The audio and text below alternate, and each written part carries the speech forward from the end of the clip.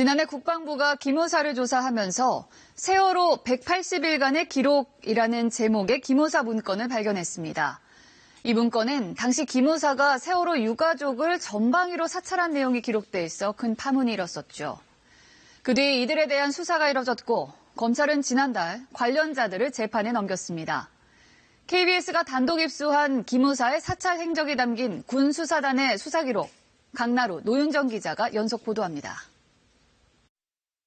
2014년 4월 21일 세월호 참사 엿새째, 생존자 확인과 시신 수습에 정신없던 그때 기무사가 보고서 하나를 작성합니다.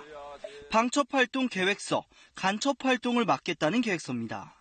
종북 좌파들이 유가족에게 접근해 반정부 활동을 조장할 수 있으니 선제적으로 차단해야 한다고 돼 있습니다. 그러면서 팽목항 등 진도 지역에 기무부대원 21명, 안산 지역에 2명을 투입하는 등 구체적인 사찰 계획을 세웁니다. 기무사는 유가족의 종북화를 막겠다며 세월호 TF에 아예 불순세력 관리팀까지 만듭니다.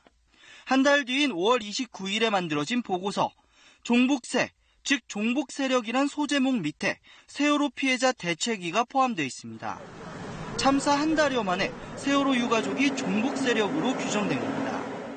보고서를 작성한 기무부대원은 당시 종북세라는 제목이 아예 위에서 내려왔다고 털어놨습니다.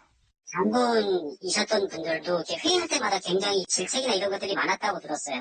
위에서 요구하는 수준이나 질책 이런 것들이 강하다 보니까. 또 다른 보고서에서 기무사는 종북 세력의 총공세에 맞서 안보단체를 이용해 종북 이슈를 이슈화하고 청와대 중요 보고에도 포함해야 한다고 명시했습니다. 청와대와 기무사 등의 권력의 핵심 이미 종북 프레임으로 그 문제를 해결해 가기로 결심을 했던 것이 아닌가 싶습니다.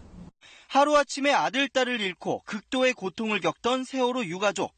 기무사는 그런 유가족을 종북 세력으로 몰아 지속적으로 여론 조작을 해왔습니다. 그런 지시를 누가 왜 내렸는지 진실은 반드시 밝혀져야 합니다. KBS 뉴스 강나루입니다. 세월호 참사 다음 날 단원고에서 처음 촛불을 밝혔습니다. 무사히 돌아오기만을 바라는 간절한 기원이었습니다. 이런 바람은 전국으로 확산됐습니다. 정말 가만히 있지 못할 것 같아요, 지금.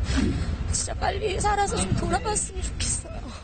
그렇게 촛불이 켜진 지 사흘 뒤 기무사가 사찰 보고서를 작성합니다. 집회가 반정부 성격으로 변질됐다고 적었습니다. 근거는 단 하나, MLB파크라는 커뮤니티 사이트에 집회에 가봤더니 정치 어젠다 집회더라는 글이 올라왔단 겁니다. 이를 토대로 기무사는 군 장병, 군인 가족은 참여하지 못하게 정신교육해야 한다고 보고합니다.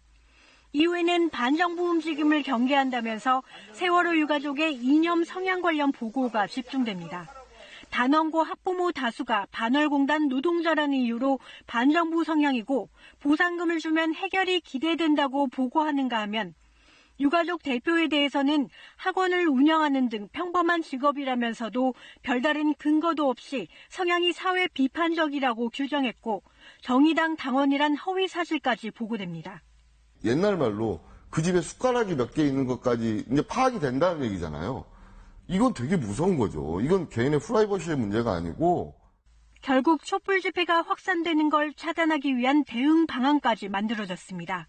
향군을 중심으로 가칭 범보수 연합을 만들고 이들을 중심으로 대한문과 서울광장 등 집회 장소를 선점해 원천 차단한다는 계획이었습니다. KBS 뉴스 노윤정입니다.